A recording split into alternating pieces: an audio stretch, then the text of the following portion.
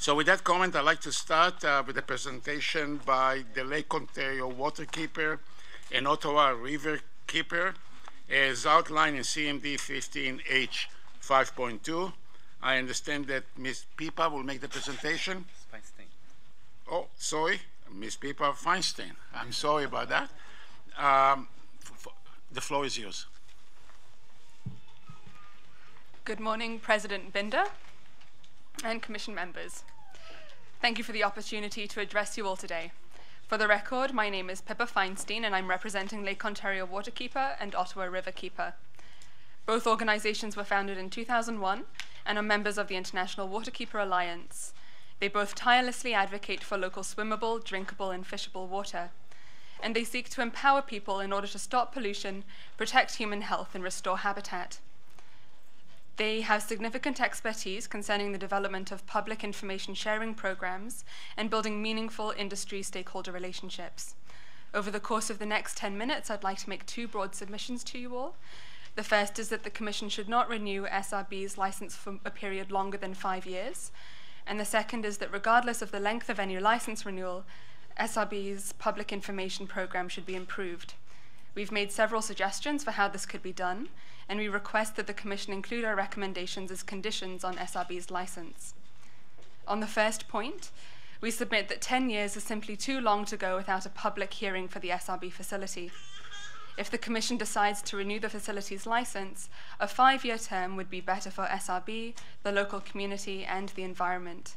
This is because 1, more frequent hearings can increase SRB's financial security. 2, more frequent hearings are necessary because of SRB's rapid growth.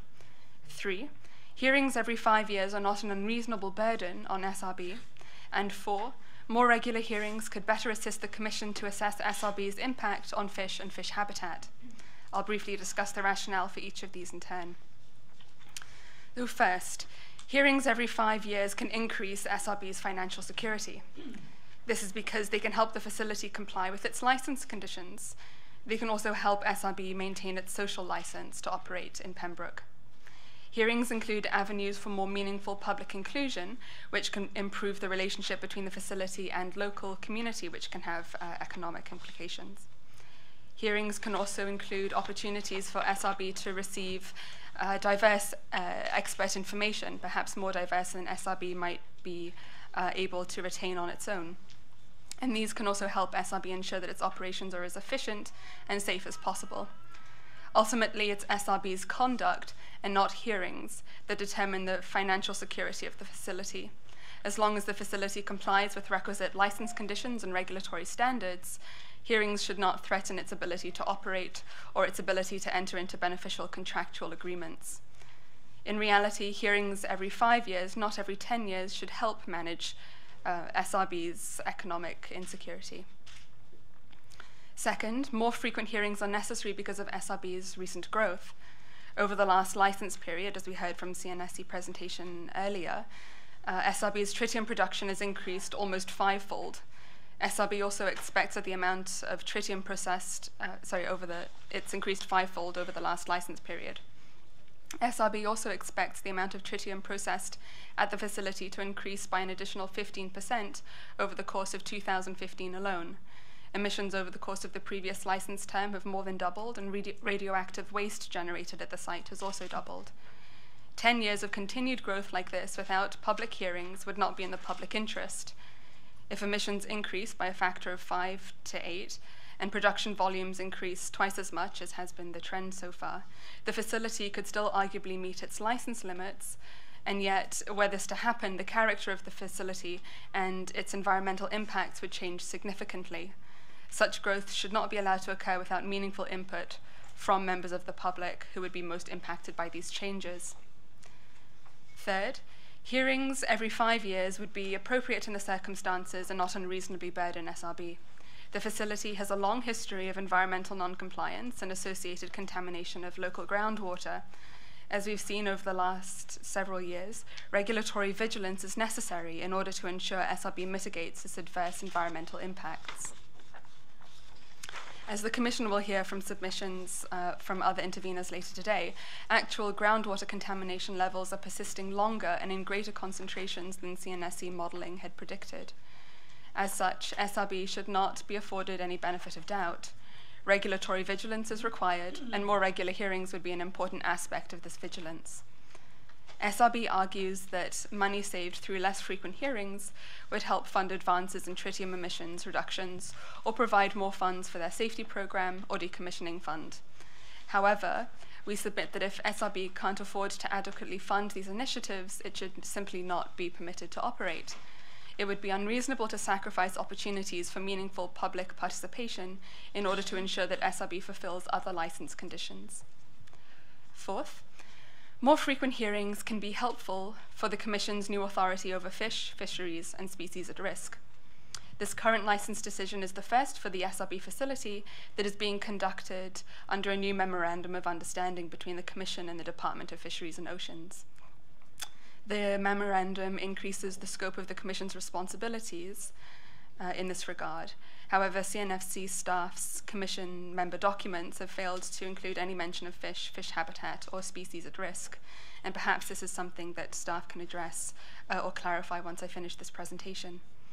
More frequent public hearings could better ensure that these matters receive adequate consideration in the future, and hopefully this could include the opportunity for members of the public to retain third-party experts to examine this issue as well. Having provided our arguments in favour of more frequent licence renewal hearings, I will now outline our recommendations for improving SRB's public information programme. Given SRB's environmental track record and enduring public concerns, its public information programme should really be gold standard. In order to better realise this goal, we recommend the following improvements. First, that all environmental sampling results should be clear, accessible, machine-readable, and made public in real time. 2, that SRB should warn the public in advance of any planned releases at the facility. 3, that more information should be collected to inform SRB's internal reviews of its public information program. And 4, that SRB should continue to update its website regularly. All of these recommendations will ultimately help SRB better meet the purposes of its public information program, and these are articulated in the Commission's Public Information and Disclosure Guideline, Regulatory Document 99.3. Perhaps most importantly, the guideline requires that SRB's public information program be proportional with the public's perception of risk and their level of interest in the facility. Since the public's concern and interest in the facility is significant, SRB's program should reflect this fact. Our first recommendation is that all monitoring results should be reported clearly, in real time, and as machine-readable data. Sampling results should be posted to the SRB website within 5 days of being received. Once this data is posted to the SRB website, it should remain posted indefinitely so that it can be compared with subsequent sampling results. This requirement is not too onerous, as SRB would merely have to post test results to the website the same week as they are received. This would also be consistent with Section 2.1 of the Commission's guideline, which requires the timely communication of information.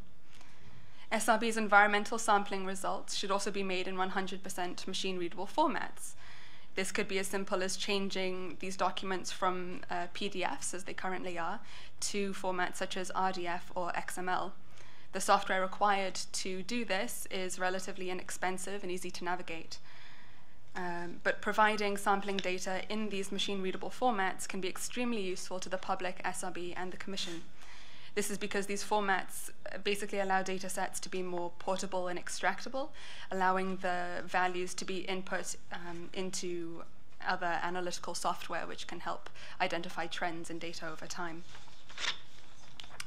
It's also important that the data be made more accessible to the public in other ways. For example, every chart containing sampling data should clearly indicate the relevant action levels and release limits on that same chart. Doing so would allow a layperson to glance over the values in a particular data set and immediately determine whether SRB is in fact complying with the relevant limits. And this isn't always done in SRB's annual compliance reports. Our second general recommendation for improvement is that the public should be warned in advance of any planned effluent release event at the facility. SRB's public information program and public disclosure protocol are silent on this issue. so they should be changed in order to require SRB to issue a notice on their website at least 24 hours before a planned release at the facility. The notice should state when the release is scheduled to occur, the amount of tritium or other substances that will be released, and the purpose for the release. Third, more information should be collected to inform routine evaluations of the efficacy of SRB's public information program. The Commission guidelines require SRB to periodically revise and improve its program, and SRB does have a public information committee that reviews the program quarterly. However, it seems that these reviews may be based on little evidence. I've got one more paragraph. We know that SRB maintains regular records concerning discussions with local elected officials, meetings with local special interest groups, presentations before Pembroke City Council, general public meetings, and other public presentations. Perhaps SRB staff can clarify whether records of those types of events are consulted by the committee in their quarterly reviews. Regardless, SRB should amend their program to explicitly require the committee to consider these types of records.